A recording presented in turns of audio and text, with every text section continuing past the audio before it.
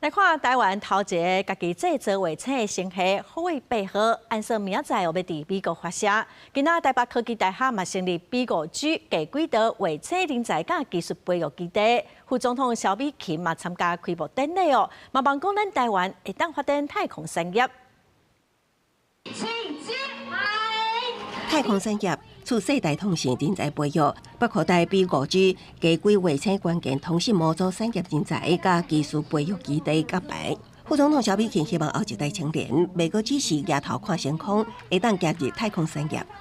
把梦想变成专业，那透过这个基地，打造一个属于台湾太空科技以及发展的国家队。B5G 的后一代通信技术，会当透过低轨卫星提供更较紧、甲更较低延迟的全球通信服务。那宽带4颗位的海南独联通信，就会当维持台湾通信韧性。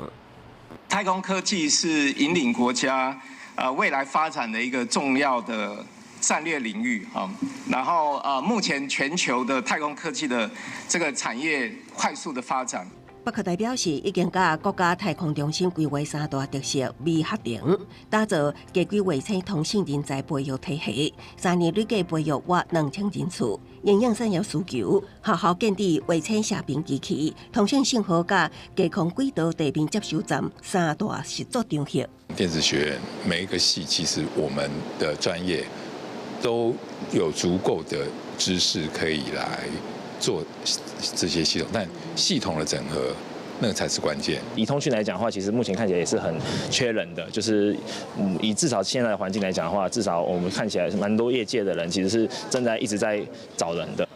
教育部经费支持，1亿2300万，北科大串联附近大学合作，也甲企业合作，透过系统化养成，为台湾太空产业发展注入未中断的人才动能。公视新闻采访报道。